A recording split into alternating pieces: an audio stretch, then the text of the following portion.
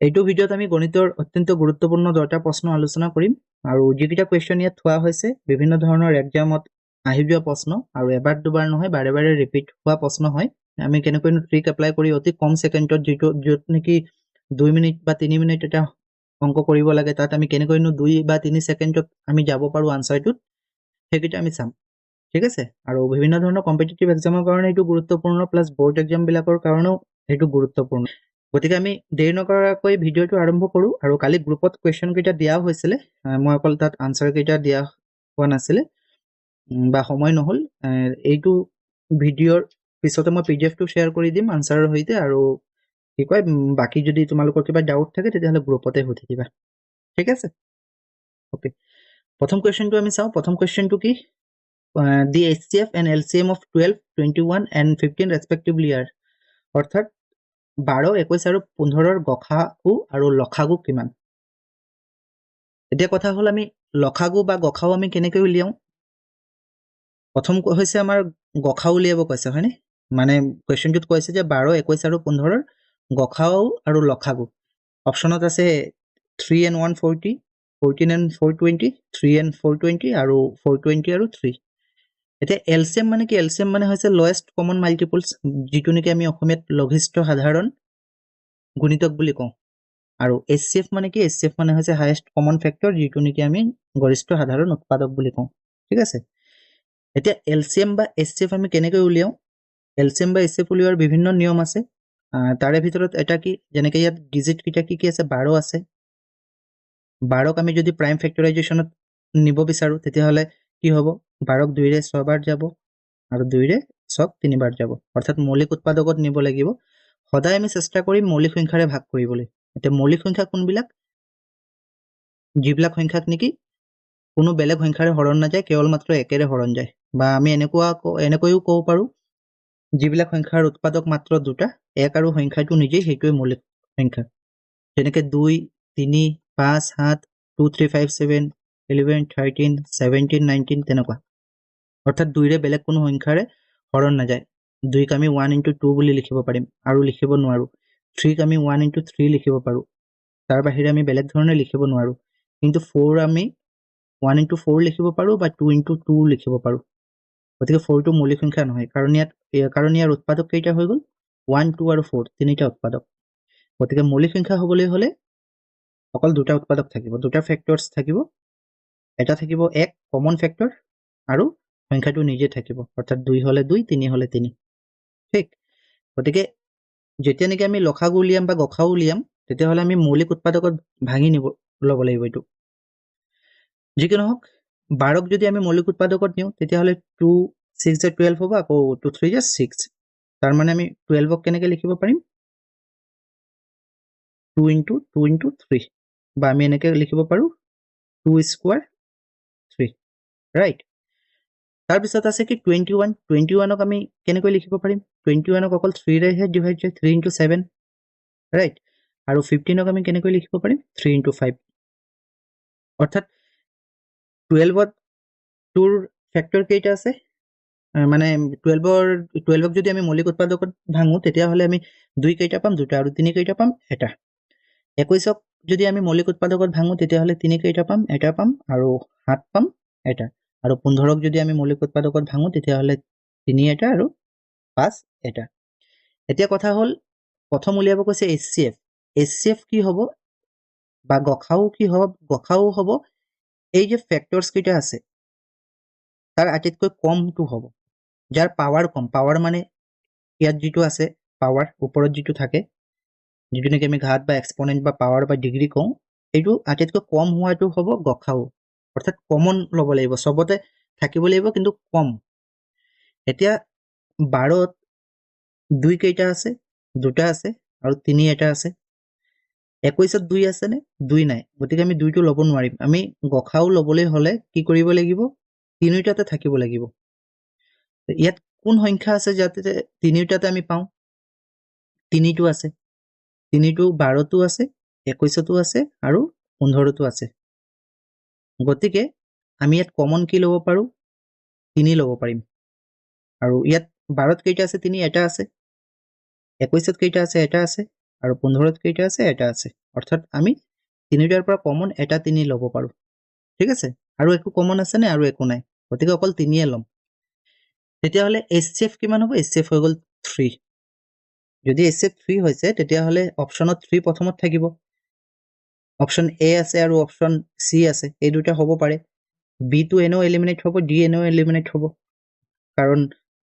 B ত 14 আছে আৰু D ত 420 আছে গতিকে এই দুটাটো এনেও কাটিব থাকিলে আমাৰ দুটা অপচন এটা 3140 এটা 3420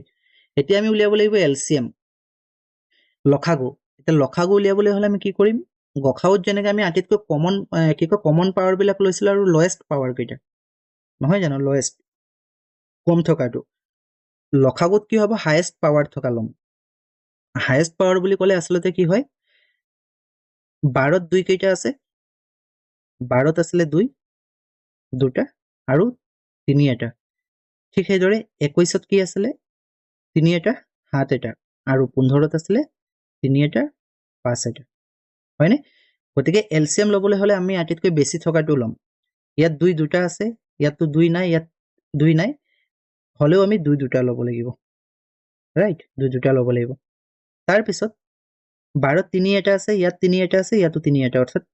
এই তিনিটাৰ পৰা কমন এটা 3 ল'ব লাগিব ঠিক আছে তাৰ পিছত থাকি গল কি 7 অকল 21ত আছে 12ত আৰু 15ত নাই হলেও আমি 7 ল'ব লাগিব আৰু 5 অকল 15ত আছে 21 আৰু 12ত নাই হলেও আমি 5 ল'ব লাগিব অৰ্থাৎ আমি এটা কথা বুজি পালো যে এলসিএম ল'বলৈ হলে তিনিটাত থাকিব লাগিব বুলি কথা নাই থকা কেইটাৰ ভিতৰত আটাইতকৈ বেছি যিটো পাৱাৰ হয় সেইটো আমি লমেই যেনেকৈ ইয়াত কি কয় প্ৰথমটো 2 দুটা আছে বাকিটো 2 নাই আমি 2 দুটা ল'ব লাগিব এলসিএমৰ ক্ষেত্ৰত তাৰ পিছত 3 সবতে এটা এটা আছে আমি কমন হিচাপে এটা ল'ব পাৰিম সবৰ পৰা তাৰ পিছত 7 থাকি গৈছিলে 7ও ল'ব লাগিব আৰু 5 থাকি গৈছিলে 5ও ল'ব লাগিব গতিকে আমি গোটেই কেইটা যদি মাল্টিপ্লাই কৰো কিমান হ'ব 7 3 = 21 21 আকৌ 2 ইনটু হলে 42 আৰু 2 আৰু 5 ইনটু কৰিলে 10 মানে 42 আৰু 10 হলে 420 তেতিয়াহলে কি হ'ব এলসিএম 428 অপচন সি টো হ'ব সঠিক আনসাৰটো ঠিক আছে আশা কৰিছো বুজি পাইছে এলসিএম আৰু এইচচিএফ কেনেকৈ লয় অকল এইটো কথা মনত থবা এইচচিএফ যদি হয় তেতিয়া হলে কমন যিকেইটা হয় অৰ্থাৎ সবতে থকাটোহে লম ধৰি লৈছো আমি এনেকে 24 আৰু 36 24ক যদি আমি কৰো হৰণ আমি যদি মৌলিক উৎপাদকত নিও তেতিয়া হলে 2ৰে 24ক 12 বাৰ 2ৰে 12ক 6 বাৰ আৰু 2ৰে 6 3 বাৰ অৰ্থাৎ 2 কেইটা 3টা আৰু 3 এটা 36ক যদি আমি আকৌ 2ৰে কৰো 2 18 2 9 3 3 অৰ্থাৎ 2 দুটা 3 দুটা এতিয়া এছচিএফৰ ক্ষেত্ৰত আমি কমন ল'ব লাগিব আটাইতকৈ কম থকাটো ইয়াত 3টা আছে 2 আৰু ইয়াত 2টা আছে গতিকে আমি 2টা ল'ম ঠিক আছে 2টা ল'ম আৰু ইয়াত 3 এটা আছে ইয়াত 2টা আছে আমি এটা ল'ম অৰ্থাৎ যত কম আছে হেতু এছচিএফৰ ক্ষেত্ৰত গতিকে ইয়াত এছচিএফ কি হ'ব 12 ৰাইট কিন্তু এলসিএমৰ ক্ষেত্ৰত আটাইতকৈ বেছি থকাটো হেলম যেনেকৈ ইয়াত 2 3টা আছে ইয়াত 2টা আছে আমি 3টা ল'ব লাগিব আৰু 3 দুটা ইয়াত এটা আছিল ওপৰত আৰু তলত 2টা আছিল আমি 2টা ল'ব লাগিব গতিকে এলসিএম কিমান হ'ব 2 2 4 4 2 8 আৰু 9 3 3 9 8 9 কিমান 72 গতিকে এলসিএম হৈ যাব 72 ঠিক আছে আশা কৰিছো বুজি পাইছে আপোনালোকে গতিকে সঠিক আনসাৰ কোনটো হ'ব অপচন সি 4 আৰু 3 আৰু 420 ওকে 3 আৰু 420 ওকে কোৱেশ্চন নম্বৰ 2 কি আছে আমি চাও Two tankers contain 850 liters and 680 liters of petrol respectively. Find the maximum capacity of a container which can measure the petrol of either tanker in exact number of times. অৰ্থাৎ এনেকুৱা কৈছে যে দুখন ট্যাঙ্কাৰ আছে এখনত আছে 850 লিটাৰ আৰু এখনত আছে 680 লিটাৰ আৰু আমাক এনেকুৱা এটা পাত্ৰ বিচাৰিব কৈছে যিটো পাত্ৰ মানে ম্যাক্সিমাম ক্যাপাসিটিৰ পাত্ৰ যিটো পাত্ৰৰে নেকি 850 লিটাৰো জুখিব পাৰো আৰু 680 লিটাৰো জুখিব পাৰো ওকে যি কি নহওক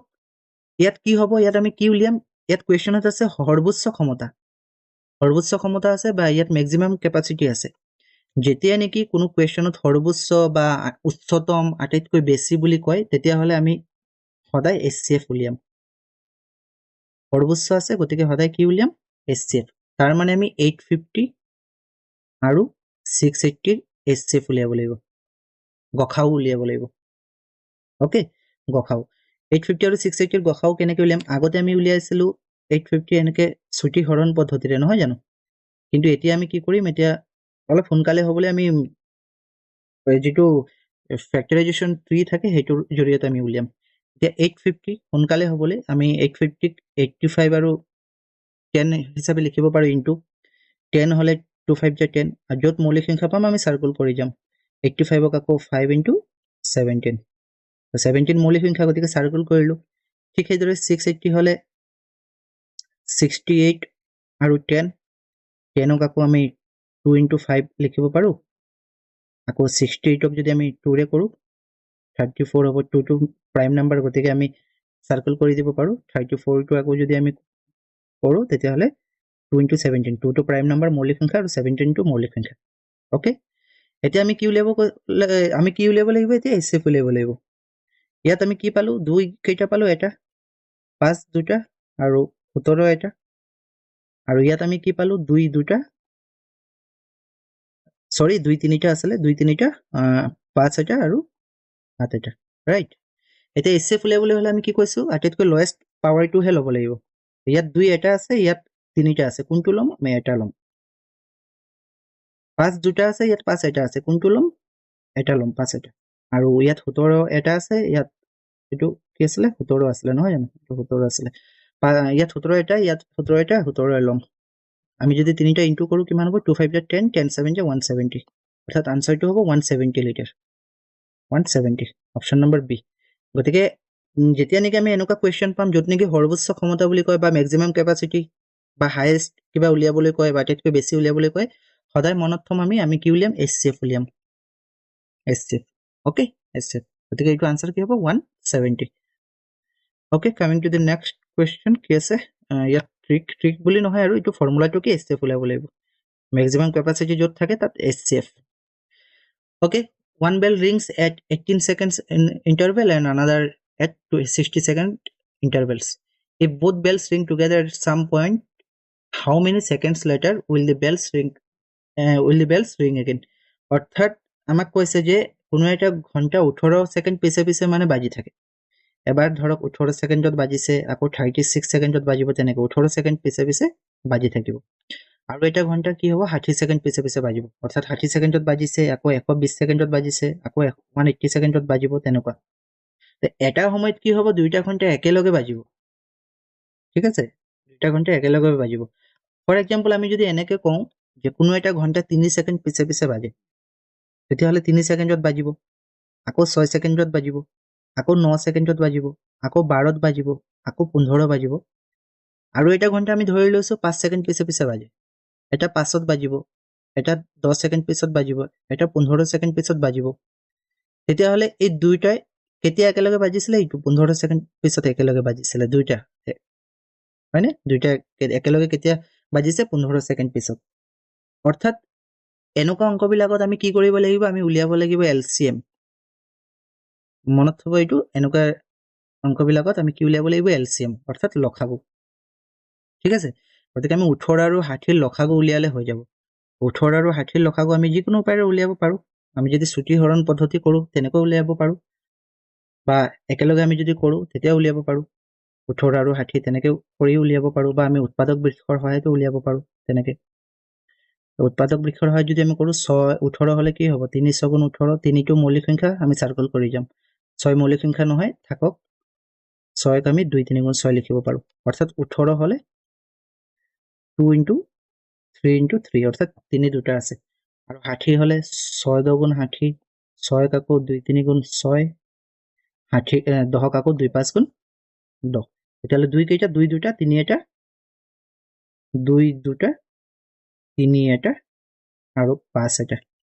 এতিয়া আমি LCM উলিয়াবলৈ হলে কি কৰিব লাগিব আটাইতকৈ যেটো নেকি পাৱাৰ বেছি হেতু ল'ব লাগিব ইয়াত 2 এটা আছে ইয়াত দুটা আছে গতিকে আমি এই দুইটো নলওঁ আমি 2 দুটা থকাটো লম 3 দুটা আছে ইয়াত এটা আছে আমি LCM ত বেছি থকাটো লম ঠিক আছে এইটো নলওঁ আৰু 5 এটা বাকি থাকি গৈছে হেতু আমি 5 লম গতিকে গুটেকিটা আমি যদি ইনটু কৰো কিমান হ'ব 3 3 × 9 আৰু এইফালে হৈ যাব 2 2 × 4 4 × 9 = 36 36 আৰু 5 পূৰণ কৰিলে কিমান হ'ব 180 হয়নে 180 হ'ব গতিকে 180 সেকেন্ড পিছত একেলগে বাজিব ঠিক আছে গতিকে এনেকুৱা অংকত আমি কি কৰিব লাগিব সদায় এলসিএম উলিয়াব লাগিব 180 সেকেন্ড ওকে 180 সেকেন্ড ঠিক আছে আমি 4 নম্বৰ প্ৰশ্নটো চাওঁ এইটো ফৰ্মুলা এলসিএম মানে কি আৰু যদি এনেকে ঘন্টাৰ কথা কয় তেতিয়া হলে আমি এলসিএম উলিয়াব লাগিব okay two adjacent angles of a parallelogram are in the ratio 4:5 find their measures অর্থাৎ এনেকুৱা কৈছে যে হামান্তৰিকৰ দুটা সন্নিহিত কোণৰ অনুপাত 4:5 কোন দুটাৰ মাপ দুটা সন্নিহিত কোণৰ অনুপাত কৈছে ৰেশিও দি দিছে এটা কথা হল হামান্তৰিকৰ সন্নিহিত কোণ কাক কয় হামান্তৰিক হৈছে এইটো নহয় জানো যদি আমি এইটো a b c d লওঁ এই a আৰু b সন্নিহিত কোণ বা আমি b আৰু c সন্নিহিত কোণ বুলি ক'ব পাৰো সন্নিহিত মানে ওচৰা ওচৰিকৈ থকা কোণ ঠিক আছে c আৰু d সন্নিহিত কোণ আকৌ d আৰু a সন্নিহিত কোণ ওচৰত কোণ আছে b ৰ ওচৰত কোণ আছে একেবাৰে a আছে আৰু c আছে হয়নে b ৰ ওচৰত a আৰু c আছে c ৰ ওচৰত b আৰু d আছে এইকেইটা সন্নিহিত কোণ বুলি কয় অৰ্থাৎ a b সন্নিহিত হ'ব b c সন্নিহিত c d সন্নিহিত আকৌ a আৰু d সন্নিহিত এতিয়া এটা সূত্ৰ আছে কি যে হামান্তৰিকৰ সন্নিহিত কোণ মই ইয়াত আঁকি লৈছো এবাৰ হামান্তৰিকৰ যি সন্নিহিত কোণ হয় এই কোণকেইটা যোগ কৰিলে 180 ডিগ্ৰী হয় সদায় এইটো সূত্ৰ মানে আৰু এইটো ফৰ্মুলা এইটো চিৰসত্য কথা যে যদি আমি a আৰু b যোগ কৰো কোণ a আৰু কোণ b কোণ a আৰু কোণ b যোগ কৰিলেও 180 হ'ব b আৰু c যোগ কৰিলেও 180 হ'ব আকৌ c আৰু d যোগ কৰিলেও 180 হ'ব a আৰু d যোগ কৰিলেও 180 হ'ব ঠিক আছে যি কি নহওক আমাক ৰেশিও দিয়া আছে 4:5 প্ৰথম নিয়ম কি আমি এনেকৈ ধৰি লব পাৰো যে কোণ দুটা এটা 4x এটা 5x আৰু আমি জানো যে সন্নিহিত কোণ দুটা 180 ডিগ্ৰী গতিকে 4x আৰু 5x আমি প্লাস কৰিলে কিমান হ'ব 180 তো 4x 5x কিমান হয় 9x 180 9 ৰে যদি 180 ক আমি কাটো কিমান হ'ব 20 অৰ্থাৎ x ৰ ভ্যালু কিমান হ'ব 20 ৰাইট তো x ৰ ভ্যালু যদি 20 হয় 4x হলে কিমান হ'ব 4 * 20 80 আৰু 5x কিমান হ'ব 5 * 20 100 অৰ্থাৎ এটা কোণ হ'ব 80 ডিগ্ৰী এটা 100 ডিগ্ৰী যেটো নেকি অপচন এ ত আছে সেইটো হৈছে আমাৰ প্ৰথম নিয়ম আমি এনেকুৱা ধৰণে কৰিব পাৰো এক্সামত যদি আহে মানে বিশেষকৈ যিসকলৰ নেকি বোৰ্ড এক্সাম দিব যদি অংকটো আহে তেনেকে লং প্ৰসেসত কৰিব লাগিব যদি এমসিকিউ নহয় ঠিক আছে আৰু যিসকলে নেকি এমসিকিউৰ কাৰণে প্ৰিপাৰেচন কৰি আছে আৰু এমসিকিউ যদি আহে কোৱেশ্চনটো তেতিয়া হলে বেলেগ আৰু উপায় আছে আমি সঠিক উত্তৰটো যাবলৈ একেবাৰে সহজ এইটো হৈছে প্ৰথম নিয়ম সেকেন্ড নিয়মটো কি সেকেন্ড নিয়মটো আমি চাইলো কেনেকৈ আৰু মানে হৰুকৈ আমি কৰিব পাৰো কম সময়ত ইয়াৰ ৰেশিও দুটা কিমান আছিল 4:5 আছিল অৰ্থাৎ টোটাল ইউনিট কিমান টোটাল ইউনিট হৈছে 9 4 + 5 কিমান হয় 4 + 5 9 অৰ্থাৎ এজনে পাব 9/4 অংশ আৰু এজনে পাব 9/5 অংশ মানে এটা কোণে পাব 9/4 অংশ এটা কোণে পাব 9/5 অংশ কিমানৰ ভিতৰত 9/4 অংশ পাব 180 ৰ ভিতৰত কাৰণ সন্নিহিত কোণ বুলি কৈছে তো সন্নিহিত কোণ হলে 180 ডিগ্ৰী গতিকে 9/4 অংশ পাব 180 ৰ ভিতৰত 180 ইনটু কৰিব লাগিব 9/5 পাব 180 ইনটু কৰিব লাগিব 9 ৰে যদি 180 কাটো আমি 20 420 যে 80 আকৌ 9 ৰে যদি আমি 180 কাটো 20 ইনটু কৰিলে 100 অৰ্থাৎ 80 ডিগ্ৰী আৰু 100 ডিগ্ৰী যেটো নেকি অপচন এ ত আছিল ৰাইট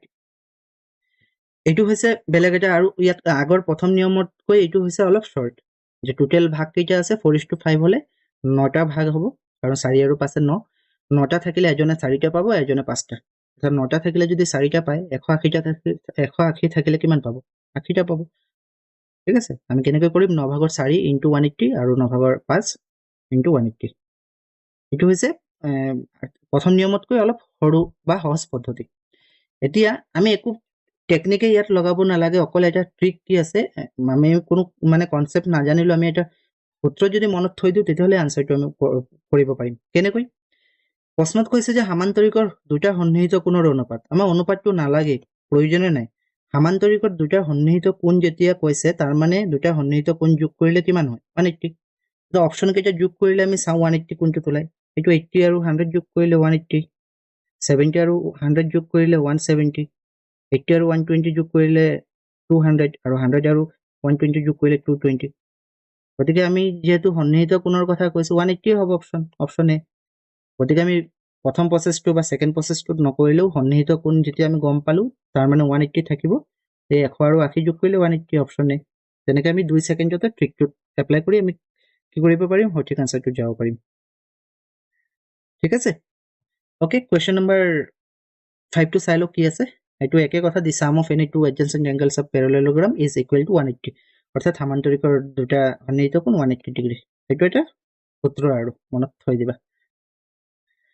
এইখিনি একেখিনি কথাই আছে। তাৰপিছত কৈছে an exterior angle of a triangle is 150 and its two interior opposite angles are equal. Each of these equal angle is, অৰ্থাৎ কোনো এটা ত্ৰিভুজৰ বহিকোণ এটা 150 ডিগ্ৰী আছে আৰু বিপৰীত অন্তঃকোণ দুটা সমান। এই সমান কোণ দুটাৰ প্ৰতিটোৰ যোগ। এটা কথা হ'ল, ধৰি লৈছো আমি ABC এটা ত্ৰিভুজ, ABC এটা ত্ৰিভুজ আৰু এইটো বহিকোণ ধৰি লৈছো, ডি বিন্দুলৈ বহাই দিছো, এইটো বহিকোণ আৰু এইটোক আমাক এইটোৰ মান কিমান 150। ঠিক, এতিয়া কথা হ'ল ত্ৰিভুজৰ যিটো বহিকোণ অৰ্থাৎ ACD 150 ডিগ্ৰী, এইটোৰ মান কাৰ সমান হ'ব জানানে? এই কোণ A আৰু কোণ B যোগ কৰিলে যিমান হয় এই বহিকোণটোৰ মানো সিমান হ'ব। অৰ্থাৎ বহিকোণটো 150 হয়, তেতিয়াহ'লে কোণ A আৰু কোণ B যোগ কৰিলেও 150 হ'ব। আৰু প্ৰশ্নত কৈছে যে দুটা কোণৰ মান সমান বুলি কৈছে, অৰ্থাৎ A আৰু B ৰ লগত কিমান আছে 150 আছে আৰু সমান আছে, অৰ্থাৎ A ৰ লগত যিমান আছে আৰু B ৰ লগতো সিমান আছে। গতিকে A আৰু B যোগ কৰিলে কিমান হ'ব? কোণ A আৰু কোণ B যোগ কৰিলে 150 হ'ব, কাৰণ বহিকোণৰ সমান। আৰু 150 যদি আমি 2 ৰে ভাগ কৰো, সমান আছে যিহেতু কৈছে, 75 কে পৰিব, 75 ডিগ্ৰী। গতিকে কোনটো আনসাৰ হ'ব সঠিক? অপশ্যন ডি টো, 75 ডিগ্ৰী। ঠিক আছে, আশা কৰিছো বুজি পাইছা এইটো নিয়ম, যে ত্ৰিভুজৰ যিকোনো বহিকোণ, এটা ত্ৰিভুজ আমি আঁকিছো, এইটো বহাই দিছো, যদি এইটো 140 ডিগ্ৰী হয়, এই কোণ দুটা মিলি 140 হ'ব।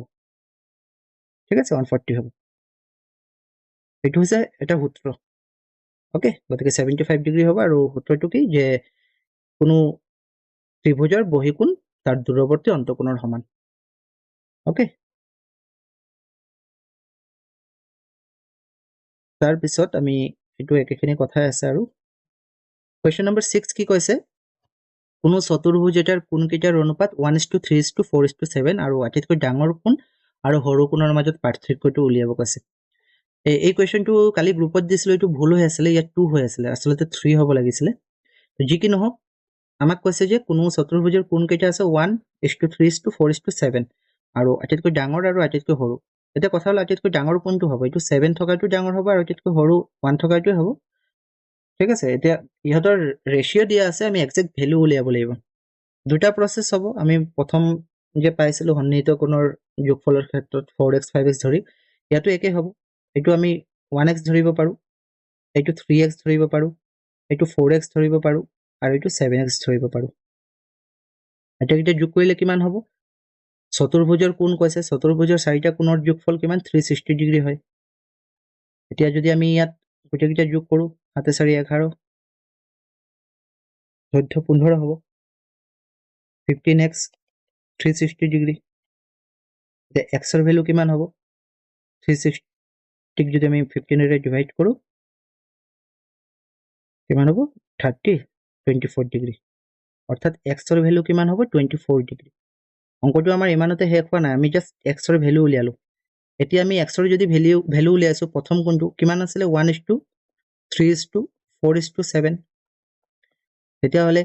প্ৰথম কোণটো 1:24 কিমান হ'ব? 24 ডিগ্ৰী, আৰু 7 × 24 কিমান হ'ব? 168 ডিগ্ৰী। আমি প্ৰথম আৰু শেষৰটো কিয় উলিয়াইছো? কাৰণ প্ৰশ্নত আমাক এইটোৱে কৈছে যে আটাইতকৈ ডাঙৰ আৰু আটাইতকৈ সৰু কোণৰ মাজত পাৰ্থক্য। গতিকে আমি ডাঙৰটো পালো যে 168 ডিগ্ৰী আৰু সৰুটো পালো 24 ডিগ্ৰী। 168 ডিগ্ৰীৰ পৰা যদি আমি 24 ডিগ্ৰী মাইনাছ কৰো, কিমান পাম? 144 ডিগ্ৰী। অৰ্থাৎ আনসাৰটো কিমান হ'ব? 144 হ'ব, চিটো হ'ব। ঠিক আছে, সেইটো হৈছে প্ৰথম যিটো কনচেপ্ট ৱাইজ যদি আমি বুজিবলৈ চেষ্টা কৰো, বা আমি কেনেকৈনো সেইটো অংক উলিয়াব পাৰো, তেতিয়াহ'লে এক্স ধৰি পিনে কৰিব পাৰো, যে 1:3:4:7 হ'লে 1x 3x 4x আৰু 7x, আটাইকেইটা প্লাছ কৰিলে 360 পায়। ঠিক আছে, 360 1x 3x 4x আৰু 7x প্লাছ কৰিলে কিমান 15x এফালে 360 আৰু x ৰ ভ্যালু কিমান হ'ব 15 টো তলত আহিব যেহেতু ইয়াত পূৰণ হৈ আছে সমান চিনৰ ৰাইট সাইডত গলে হৰণ হয় এইখিনি বেসিক কনসেপ্টটো আমি জানোই 360 যদি আমি ডিভাইড কৰো 15 এৰে 24 হয় তাৰ মানে x ৰ ভ্যালু হয় 24 আমি এটা 1x বুলি ধৰিছিলো গতিকে 1 * 24 হ'ব আৰু আটাইতকৈ ডাঙৰটো 7 * 24 হ'ব 7 * 24 হলে কিমান 168 হয় আৰু 1 * 24 হলে 24 দুটাৰ মাজত ডিফাৰেন্স 144 হয় ঠিক আছে আনসাৰটো 144 এনেকুৱা প্ৰসেছত আমি কৰিব পাৰো আদাৰৱাইজ আমি এনেকৈ কৰিব পাৰো যেটো নেকি আমি আগৰ এটা কোৱেশ্চনত কৰিছিলো যে মুঠ ভাগ কেইটা আছে হাতে চাৰি 11 11 3 14 আৰু 14 কে 15 অৰ্থাৎ মুঠ ভাগ আছে 15 আৰু আমাক কৈছে আটাইতকৈ ডাঙৰ আৰু আটাইতকৈ সৰু আটাইতকৈ ডাঙৰ কোনটো হাত অৰ্থাৎ 15 ভাগৰ হাত আটাইতকৈ সৰু কোনটো 15 ভাগৰ 1 কিমানৰ ভিতৰত তেলকক দিব লাগিব 360 ৰ ভিতৰত দিব লাগিব কাৰণ চতুৰ্ভুজৰ অন্তকোণৰ সমষ্টি কিমান 360 15 ৰে যদি আমি 360 পূৰণ কৰো কিমান হ'ব 24 হয়নে 15 ৰে যদি আমি 360 পূৰণ কৰো 24 দা 7 আৰু 24 পূৰণ কৰিলে 168 আৰু ইয়াত 24 দুইটা মাইনাস কৰিলে 144 এনেকে নিয়মত কৰিলেও আমি অলপ কম সময়তে যাব পাৰিম আনসাৰটো অপশন 1 কি 144 অৰ্থাৎ অপশন সি টু ঠিক আছে okay question number 7 the sum of all prime numbers from 1 to 20 অৰ্থাৎ 1 ৰ পৰা 20 লৈকে সকলো মৌলিক সংখ্যাৰ যোগফল কিমান এইটো প্ৰশ্নটো কেইবাবাৰো ৰিপিট হৈছে কেইবাটো এক্সামত আহিছে 1 ৰ মানে এনেকুৱা প্ৰাইম নাম্বাৰ এনেকুৱা এইটো এক্সাক্ট হেইটো নহয় কিন্তু বিভিন্ন ধৰণৰ প্ৰাইম নাম্বাৰ দি দিয়ে 1 ৰ পৰা 50 লৈকে বা 1 ৰ পৰা 10 লৈকে যিকোনো ধৰণৰ ম্যাথছ কৰিবলৈ হলে মই ছাত্ৰ-ছাত্ৰীক বাৰে বাৰে কওঁ যে প্ৰাইম নাম্বাৰ কিটা আমি জানিবই লাগিব প্ৰাইম নাম্বাৰৰ পৰা বহুত কোৱেশ্চন আহে তো 1 ৰ পৰা 100 লৈকে অন্তত 25 টা প্ৰাইম নাম্বাৰ আছে অন্তত 25 টা অন্তত শিকিব লাগে জানিব লাগে 1 ৰ পৰা 1 লৈকে 25 টা আছে প্ৰাইম নাম্বাৰ 25 টা আমি জানিব লাগে তাৰ পিছতো আছে কিন্তু অন্তত অলপ অংকবিলাক ট্ৰিকৰ সহায়ত কৰিবলৈ বা কনসেপ্টটো বুজি পাবলৈ যিকোনো ধৰণৰ কনসেপ্ট বুজি পাবলৈ এই প্ৰাইম নাম্বাৰ কিটা জৰুৰী হয় কাৰণ আমি গসাগুৰ ক্ষেত্ৰতো প্ৰাইম নাম্বাৰ পাম লসাগুৰ ক্ষেত্ৰতো পাম বেলেগ আমি উৎপাদক বিশ্লেষণতো প্ৰাইম নাম্বাৰ পাম ঠিক আছে গতিকে মৌলিক সংখ্যা অন্তত 25 টা শিকি থোৱাটো জৰুৰী যি কি নহওক আমাক 1 ৰ পৰা 20 লৈকে প্ৰাইম নাম্বাৰ কৈছে 1 ৰ পৰা 20 লৈকে কি কি আছে 2 3 5 7 11 13 17 19 এইকেইটা যোগ কৰিলে কিমান হ'ব বুলি কৈছে এইকেইটা যোগ কৰিলে 77 হ'ব ঠিক আছে এটোটো কৰিব লাগিব যোগ 77 হ'ব গতিকে অপচন কোনটো হ'ব অপচন বি 77 ওকে এইখিনি একেখিনি কথা প্ৰাইম নাম্বাৰ 1 ৰ পৰা 1 লৈকে আছে নোট ডাউন কৰি ল'ব আপোনালোকে ভালকে আৰু মুখস্থ কৰি ল'ব প্ৰাইম নাম্বাৰ খিনি বহুত গুৰুত্বপূৰ্ণ আৰু প্ৰাইম নাম্বাৰৰ পৰা কোৱেশ্চন আহেও তেনেকৈ ডাইৰেক্ট খুদি দিব যে আটাইতকৈ ডাঙৰ 1 ৰ পৰা 1 ৰ ভিতৰত প্ৰাইম নাম্বাৰ কোনটো বহুতে 99 লিখি দিয়ে একচুয়ালি প্ৰাইম নাম্বাৰ কৈছে 97 হ'ব ঠিক আছে বা একমাত্ৰ ইভেন প্ৰাইম নাম্বাৰ অৰ্থাৎ যুগ্ম মৌলিক সংখ্যা কোনটো 2 আটাইতকৈ সৰু মৌলিক সংখ্যা কোনটো 2 আটাইতকৈ সৰু অযুগ্ম মৌলিক সংখ্যা কোনটো 3 তেনেকৈ বিভিন্ন ধৰণৰ কোৱেশ্চন আহে ডাইৰেক্ট ওকে ডাইৰেক্ট কোৱেশ্চন আহে কিন্তু আমি হেইবিলাকতে ভুল কৰো তাৰ পিছত আকৌ সুধি দিয়ে যে টুইন প্ৰাইম অৰ্থাৎ যমজ মৌলিক তেনেকৈ যমজ মৌলিক মানে যত নেকি মাজত এক গ্যাপ থাকিব অৰ্থাৎ তেনেকৈ আমি ক'ব পাৰো 5 আৰু 7 যেনে 5 আৰু 7 ৰ মাজত 6 আছে অকল ঠিক আছে যেনে 11 আৰু 13 11 আৰু 13 ৰ মাজত 12 আছে 17 আৰু 19 17 আৰু 19 ৰ মাজত 18 আছে তেনেকৈ 29 31 হ'ব পাৰে মাজত 30 আছে ঠিক আছে গতিকে তেনেকুৱা ধৰণৰ কোৱেশ্চন আহে প্ৰাইম নাম্বাৰ কেইটা আপোনালোকে ভালদৰে নোট ডাউন কৰি ল'ব লিখি ল'ব বা আমি পিডিএফটো কি কয় মই পিডিএফটো বাৰু শেয়াৰ কৰি দিম গ্ৰুপত ওকে 77 ঠিক আছে which of the following is a perfect square number perfect square number কোনটো অর্থাৎ স্কয়ার নাম্বার কাক কয় বর্গ সংখ্যা কাক কয় বর্গ সংখ্যা কব কোনো এটা সংখ্যাক একেটা সংখ্যাৰে পূৰণ কৰিলে আমি পূৰণফল জি পাম অৰ্থাৎ 1 * 1 হলে 1 হ'ব 2 * 2 হলে 4 হ'ব 3 যদি লও 3 * 3 হলে 9 হ'ব ঠিক সেইদৰে 4 * 2 হলে 6 4 স্কয়ার হলে 16 হ'ব 5 স্কয়ার হলে 25 হ'ব এই 1 4 9 তাৰপিছত 16 25 এইকেইটাক পারফেক্ট স্কয়ার বুলি কয় কি বুলি কয় পারফেক্ট স্কয়ার তেতিয়াহলে ইয়াত পারফেক্ট স্কয়ার কোনটো 1057 নে 625 নে 7928 নে 64000 ইয়াত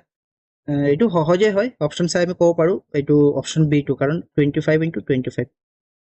তেতিয়া 625 হ'ব অৰ্থাৎ দুটা আমি একে সংখ্যাৰ পূৰণফল হিচাপে লিখিব পাৰোঁ 625 বাকীকেইটা নোৱাৰোঁ সেইটো হৈছে আমি ইয়াত 625 আছে কাৰণে আমি গম পালোঁ যদি বেলেগ সংখ্যা দি দিলেহেঁতেন তেতিয়া আমি কি কৰিম হয় নে নহয় বেলেগ সংখ্যা যদি দি দিয়ে এতিয়া 625 আমি চাই পিনে ক'ব পাৰিছোঁ যে 25 যদি পূৰণ কৰোঁ বা 25 যদি আমি পূৰণ কৰোঁ তেতিয়াহ'লে কি হয় 625 হৈ যায় অন্যথা আমি কি কৰিব লগা হ'লহেঁতেন আমি এনেকৈ মৌলিক উৎপাদকত ভাঙিব লগা হ'লহেঁতেন নহয় জানো মৌলিক উৎপাদকত ভাঙিব লগা হ'লহেঁতেন কিন্তু এটা টেকনিক আছে আমি উলিয়াবলৈ এইটো আমি কি কেনেকৈ উলিয়াব পাৰোঁ যে যিকোনো বৰ্গ সংখ্যাৰ এককৰ ঘৰত 2 3 আৰু 7 8 কেতিয়াও থাকিব নোৱাৰে 2 3 7 8 কেতিয়াও থাকিব নোৱাৰে তো অপশ্যন এটো 7 আছে অপশ্যন চি 8 আছে আৰু অপশ্যন ডিত কি আছে তিনিটা শূন্য আছে এইটো এটা কথা মনত ৰাখিবলগীয়া যে বৰ্গ সংখ্যাৰ শেষত এনেকে বিজোড় অৰ্থাৎ অযুগ্ম সংখ্যক শূন্য থাকিব নোৱাৰে জোৰ থাকিব লাগিলে দুটা থাকিব লাগিলে চাৰিটা থাকিব লাগিলে ছটা থাকিব তেনেকুৱা ঠিক আছে কিন্তু এটা তিনিটা পাঁচটা তেনেকে শূন্য থাকিব নোৱাৰে বৰ্গ সংখ্যাৰ ক্ষেত্ৰত আৰু এককৰ ঘৰত 2 3 7 8 থাকিব নোৱাৰে ঠিক আছে গতিকে আমি ইয়াত অপশ্যনটো 625 আছে যদি সাপোজ এনেকে দিলেহেঁতেন কোনো এটা সংখ্যা 6241 তেতিয়া আমি কি কৰিলোহেঁতেন পৰীক্ষাটো 625 নাহে বেলেগো দিব পাৰে তেতিয়া আমি কি কৰিব লাগিব আমি কৰি চালোহেঁতেন কিন্তু কৰি চোৱাৰ প্ৰয়োজন নাই কাৰণ বৰ্গ সংখ্যাৰ এককৰ ঘৰত 2 3 7 8 নবহে আৰু যুগ্ম সংখ্যক শূন্য বহিব বিজোড় শূন্য নবহে অযুগ্ম সংখ্যক শূন্য নবহে গতিকে ইয়াত অযুগ্ম তিনিটা আছে শূন্য নহ'ব এককৰ ঘৰত 8 আছে নহ'ব এককৰ ঘৰত 7 আছে নহ'ব এটা অপশ্যন থাকিলে 6241 অৰ্থাৎ 79 বৰ্গ 6241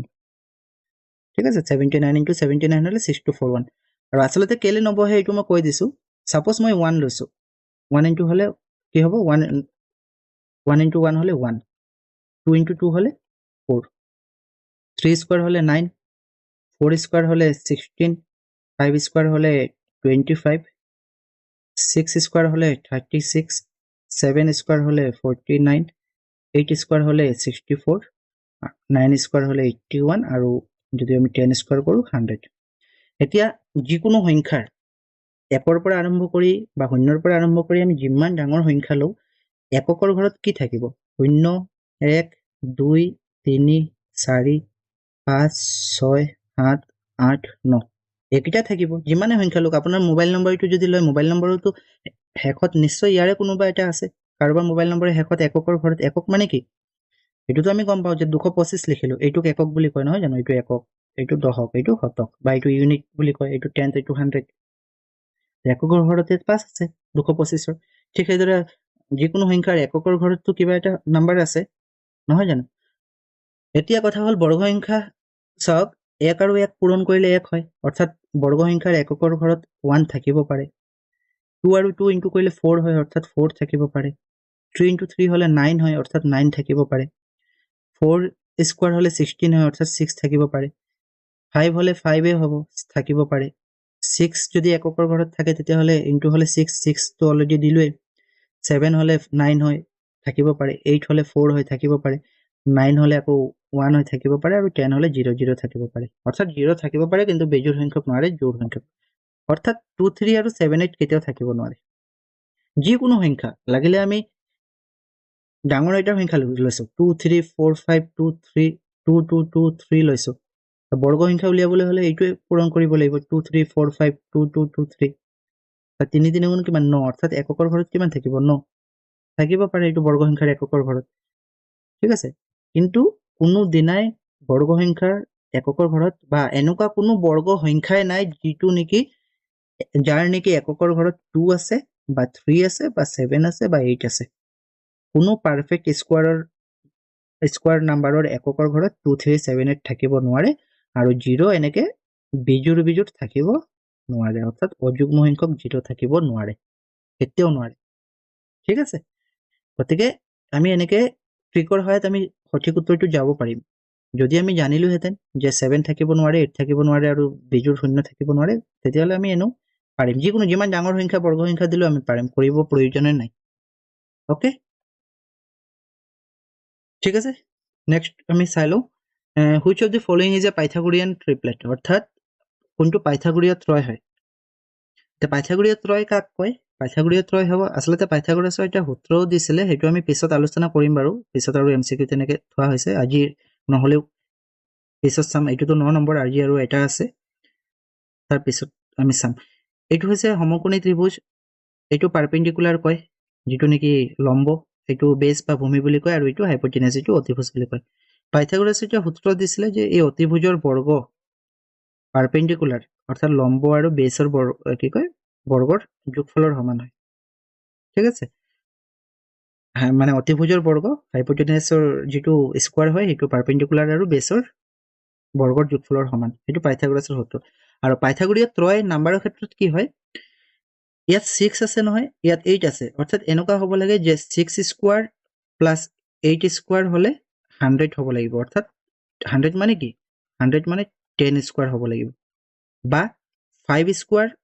প্লাছ 12 স্কোৱাৰ 18 স্কোৱাৰ হ'ব লাগিব। ঠিক আছে, 18 স্কোৱাৰ হ'ব লাগিব। এতিয়া কথা হ'ল আমি এইটো চাওঁ, 6 স্কোৱাৰ হ'লে কিমান, 36, 8 স্কোৱাৰ হ'লে 64, 36 আৰু 64 কিমান হয়, 100, অৰ্থাৎ 100 আৰু সেইফালে 10 স্কোৱাৰ হ'লে 100 মিলি গৈছে। 6 স্কোৱাৰ আৰু 8 স্কোৱাৰৰ যোগফল কিমান, 6 স্কোৱাৰ হ'লে হ'ব 36, 8 স্কোৱাৰ হ'লে হ'ব 64, আৰু দুইটা যোগ কৰিলে 100, অৰ্থাৎ 100 টো এই 10 স্কোৱাৰৰ সমান। গতিকে প্ৰথম অপশ্যন এইটোৱে হ'ব সঠিক উত্তৰ, বাকী আৰু আমি নকৰিলেও হ'ব। ঠিক আছে, ইয়াতো যেনেকে নহ'ব, 3 স্কোৱাৰ আৰু 4 স্কোৱাৰ আমি যোগ কৰি চাওঁচোন 7 স্কোৱাৰ হয় নেকি। 3 স্কোৱাৰ হ'লে হ'ব 9, 4 স্কোৱাৰ হ'লে 16, 7 স্কোৱাৰ হ'লে 49, অৰ্থাৎ 16 আৰু 9 কিমান, 25 হয়, এইফালে 49 সমান হয় জানো, নহয় নহয়, গতিকে এইটো পাইথাগোৰীয় ত্ৰয় নহয়, এইটো নহয়। তেনেকে ডিও নহ'ব, বিও নহ'ব, অকল অপশ্যন এটো হ'ব আনসাৰ। ঠিক আছে, ওকে, আমি নেক্সট কি আছে আমাৰ আজি লাষ্ট কুৱেশ্যনটো চাই লওঁ। The value of 1 plus 3 plus 5 plus 7 plus 9 plus plus 25, এইটো কিমান হ'ব, 169 হ'ব নে 625 নে 196 নে 225। অৰ্থাৎ এটা কথা আমি ইয়াত গম পাইছো যে যিখিনি অযুগ্ম সংখ্যা এই অযুগ্ম সংখ্যাৰ যোগফল দিছে, মানে কুৱেশ্যনটো হৈছে এনেকুৱা ডট দিয়া মানে কি 1 প্লাছ 3 প্লাছ 5 প্লাছ 7 প্লাছ 9, তাৰ পিছৰ অযুগ্ম সংখ্যা 11, 11 পিছত 13, তাৰপিছত 15, 17, 19, 21, 23 আৰু 25, এই গোটেইকেইটা যোগ কৰিলে কিমান পায়। তেতিয়া আমি গোটেইকেইটা যোগ কৰিব লাগিব, 1 প্লাছ 3 হ'লে 4, 4 প্লাছ 5 হ'লে কি কয় 4 প্লাছ 5 9, 9 প্লাছ 7 হ'লে কি হ'ব 16, তেনেকে যোগ কৰি যাব লাগিব, যোগ কৰি গৈ গৈ গৈ কিমান পাম, বহুত সময় লাগিব। যদি আমি সূত্ৰ নাজানো, কনচেপ্ট নাজানো, ট্ৰিক নাজানিলে আমি এনেকেই কৰিব লাগিব, যোগ কৰিব লাগিব। আচলতে এটা ট্ৰিক আছে, কি ট্ৰিক, 1 প্লাছ 3 যদি হয় তেতিয়াহ'লে কিমান হ'ব 4, হয়নে, অযুগ্ম সংখ্যা 1 ৰ পিছত 3, তাৰপিছত 1 প্লাছ 3 প্লাছ 5 যদি হয় তেতিয়া হ'ব 9, 1 প্লাছ 3 প্লাছ 5 প্লাছ 7 হ'লে কিমান হ'ব 16, 1 প্লাছ 3 প্লাছ 5 প্লাছ 7 প্লাছ 9 হ'লে কিমান হ'ব 25, তেনেকে গৈ গৈ 9 প্লাছ 11 প্লাছ 13 প্লাছ কৰি 25 লৈকে কিমান হ'ব। এতিয়া এটা কথা ইয়াত মন কৰিব, 1 প্লাছ 3 ইয়াত কেইটা সংখ্যা আছে, দুটা সংখ্যা আছে, গতিকে 2 স্কোৱাৰ হ'লে কিমান হয় 4 হয়। ইয়াত কেইটা সংখ্যা আছে, তিনিটা, মানে 3 স্কোৱাৰ হ'লে 9 হয়। ইয়াত কেইটা সংখ্যা আছে, 4টা আছে, গতিকে 4 স্কোৱাৰ হ'লে 16 হয়। ইয়াত কেইটা সংখ্যা আছে, 5টা, গতিকে 5 স্কোৱাৰ হ'লে 25 হয়। অৰ্থাৎ আমি এটা কথা গম পালো, যদি অযুগ্ম সংখ্যা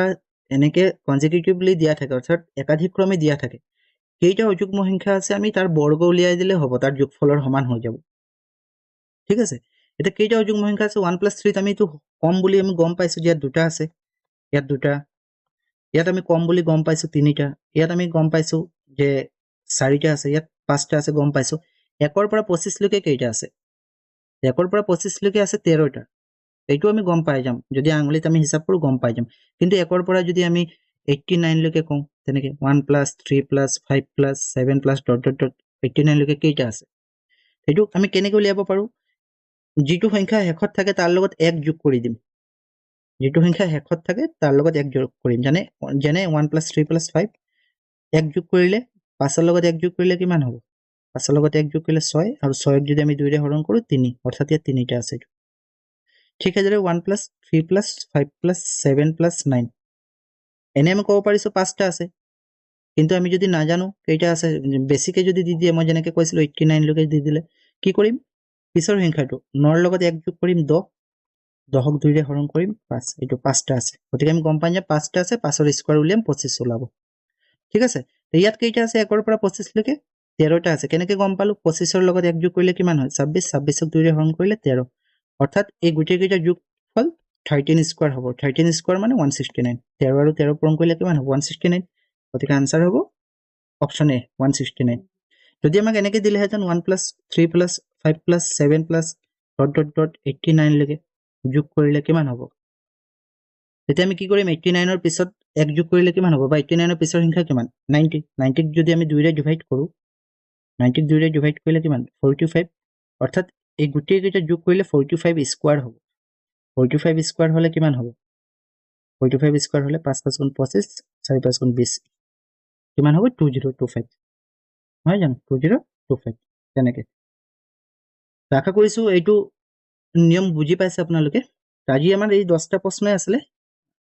যদি প্ৰশ্নকেইটা ভাল লাগিছে তেতিয়াহ'লে আপোনালোকে কমেণ্টত জনাই দিব, আৰু আপোনালোকৰ ফিডবেকটো তেনেকৈ জনাই দিব। মই অনলাইন ক্লাছ কৰিলে তেনেকুৱা ফিডবেক বিচাৰোঁ আচলতে, এক্সেলেণ্ট, গুড, এভাৰেজ, প'ৰ আৰু ভেৰি প'ৰ। গতিকে আশা কৰিছোঁ ভাল ফিডবেক আহিব আপোনালোকৰ পৰা। আৰু যদি আপোনালোকৰ আৰু MCQ প্ৰয়োজন হয়, যদি এইটো ক্লাছৰ পৰা ভাবিছে